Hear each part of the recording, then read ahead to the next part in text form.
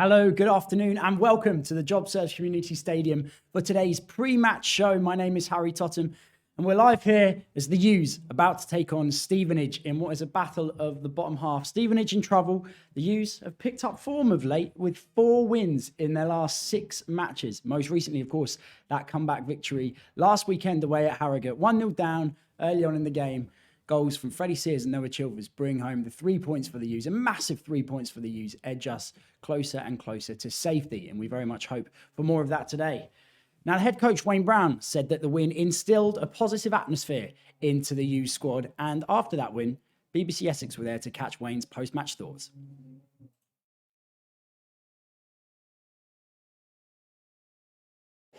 Win, a good week, I should think, after that win against Harrogate. They're always good weeks when you win games of football. It's been a good week regards to training, although the wind machine was on today, so it was quite testing conditions. But yeah, we've put a little bit of detail into the lads in prep for the game on Saturday. What's that mean? Because it's a phrase you use a lot, put a little bit of detail into the players for Saturday, but for people who are not experts in the old football parlance, what are you getting at there? Just like every other week, we try and prepare the lads in a shape, in a formation, roles and responsibilities, both in and out, to try and do as well as we can as a collective to get the 3 points come Saturday. Every game's different. The way people set up, their shapes, formations, strengths, weaknesses, it always changes. So we've got to stick to what we do, because when we do it well, we obviously get results. But there is obviously on occasions where a team might throw a bit of a curveball at you or a different formation, and you've got to be adaptable, and these are little things that we try and put into the lads through the week. So I was thinking how hard you work, you and Joe and Dave, setting them up correctly, and then they just don't show up for the first 20 minutes last Saturday, and you must think, what was the point of all that effort that we put in?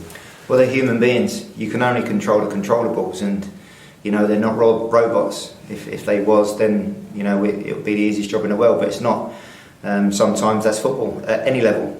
I mean, you can look at the big teams, your Chelsea's, at home last night to Madrid, and they don't turn up, and that's coming from the manager. So it happens up and down the country at any level. So again, it's about being adaptable, about seeing things with a clear head, and ultimately trying to get the best out of the group.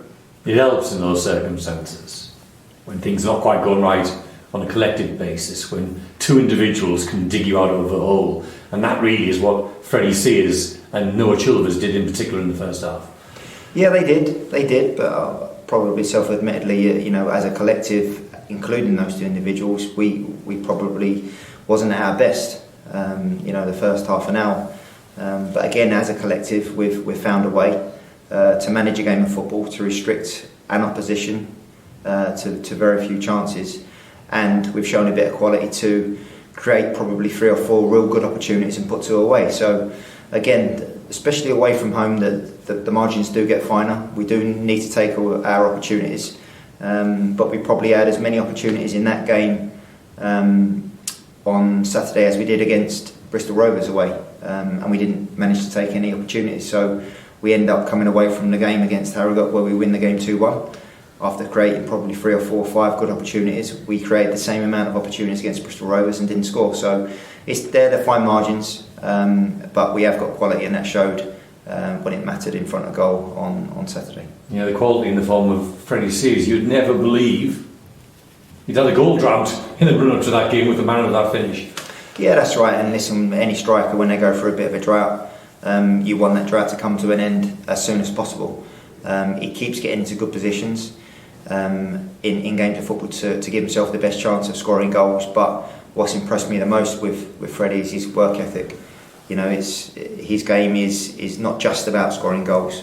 It's about what he brings and what he gives to the team when he's on the pitch, and that's never been in any doubt with Freddie.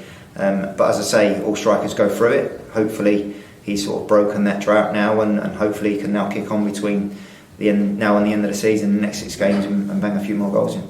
And Noah Chilvers, he's really turning out to be the player everyone hoped he would be as a youngster.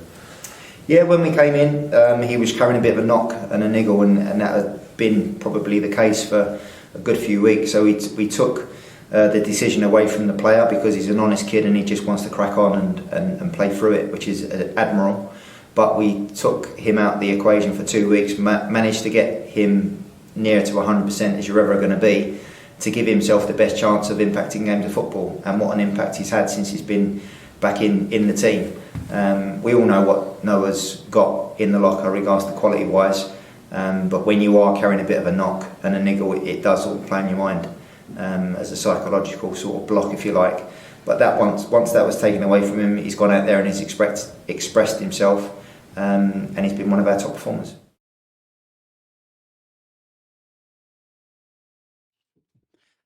Wayne Brown fully expecting a tough game today. All games are tough in this league. We say it every week. So the same again this week. And Steve Evans' side, they are fighting for survival in the bottom two, maybe the bottom three. And they need to get something out of today's game.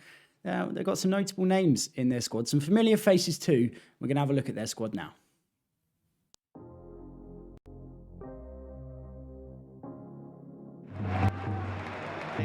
Stevenage will be hoping they can dig themselves out of trouble in the final 6 games of the season, with Steve Evans' side sitting in the relegation places.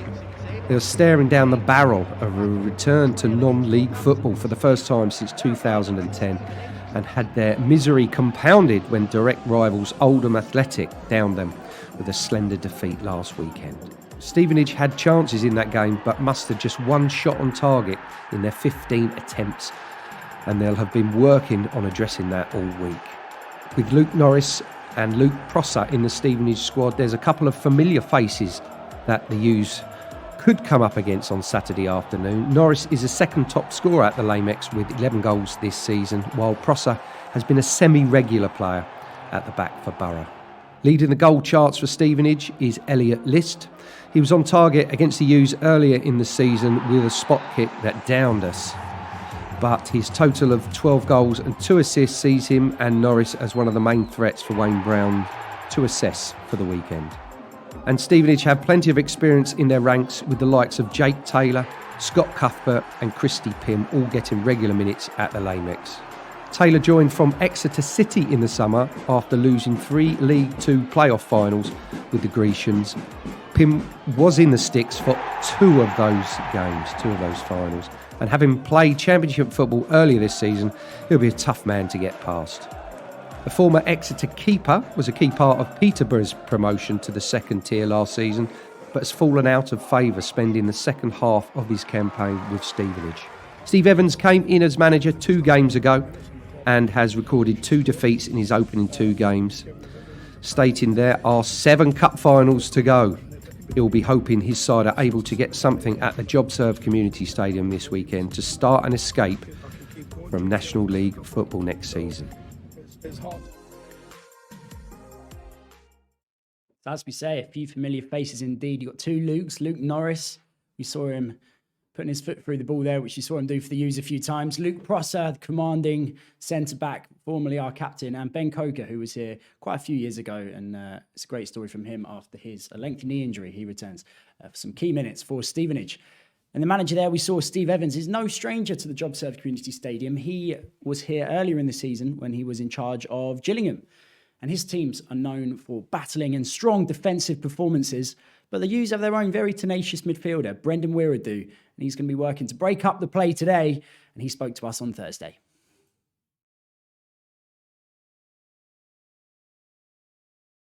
Brendan, are you safe? No. Still work to be done? Yeah, so much work to be done. We're not going to be naive and think we're safe, not at all. We need to get the job done, get the points on board, and I think that's the mentality we've got going into the games coming up. I'm naive then, aren't I? I'm thinking, you're 11 points ahead of Stevenage, you've been showing mid-table form, you've won 2 on the bounce. Surely you can avoid the bottom 2 now. I mean, I think it would be best if you lot are naive and we keep our heads screwed on, because we don't want no last minute hiccups. But yeah, I think everyone can see we've put points on the board, we're doing well at the moment, and the thing that separates the teams from the top and the bottom is consistency, so we just need to keep that consistency up and then keep going. What's the pressure been like since you've come to the club and pretty much permanently? not about you, I'm not putting it down to you, but what's the pressure been like being part of a squad that for a lot of the time has been involved in a relegation scrap? I think us as players, we know we got more in the locker. When you look in the change room and you look at if you was to put teams on paper, you wouldn't be looking at us as one of the teams that should be down there. Obviously football's weird, football's football, things happen. But I think knowing that we've got the players in there and that we're not performing to the standards that we should be performing is probably the only pressure that we really have. I'm thinking that what Wayne Brown said moments ago, when he said, it's been a really good atmosphere in and around the club after the win on Saturday, and he added, it's always like that when you win a game. So I guess I'm wondering what's it been like, especially for a side that's had its difficulties, what's it been like coming back from defeats during the week? Yeah, we got a kind of no acceptance policy in the change room. I don't think, especially the experienced lads that we have, they don't accept anything that is less than what should be good standards. So I think that's what it comes down to. But even when we win, there's really a no acceptance policy as well. I don't think you can just have that when we're losing. I think you need that when we're winning as well. And I think that is kind of really kicked in more towards when the gaffers come in, because obviously his whole sort of thing is no acceptance. Simple thing is work hard and then build a foundation off of that. So I think we've all fed off of it very well.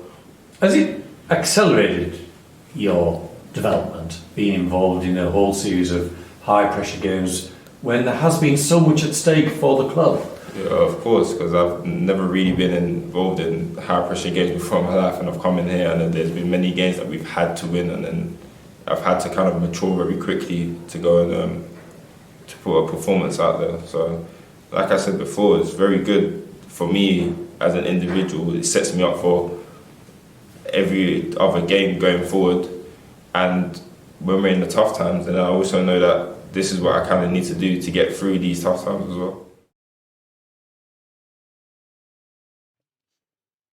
So Brendan says there's plenty more to come from the boys, and let's see what players are going to be lining up alongside Brendan today as we look at our lineups. Here we are. So in goal, as always, Shamal George, with the back four consisting of Miles Kenlock, left back, centre back partnership of Tom Eastman and captain Luke Chambers. Cameron Cox continues his impressive form, starting at right back with the centre midfield partnership of that man, Brendan Wiredu, alongside Col U TV, who has been such a key factor for the U's this season, especially of late. Just in front of him, the veteran Alan Judge is going to be starting on number 10 with Tyreek Wright and Noah Chilvers out wide behind Freddie Sears. Top scorer Freddie Sears looking to add to his tally today. On the bench for the U's today, Sam Hornby, the goalkeeper, Miles Welsh-Hayes, Tommy Smith, Corey Andrews, Junior Chamadou scored that emphatic last-minute winner a few weeks ago here at the JobServe Community Stadium. And John Akinde and Amir Hughes finishes off the substitutes bench today. So there's one last thing from us here today. The U's played against Stevenage earlier in the season at the Lamech Stadium and lost 1-0 that day. We saw the incident, Shamal George bringing down Elliot List, who converted the penalty. That was 1-0. But the last time Stevenage were here, the U's ran riot with a perfect hat-trick from Giovanni Brown. Let's see how we claimed all 3 points on that day.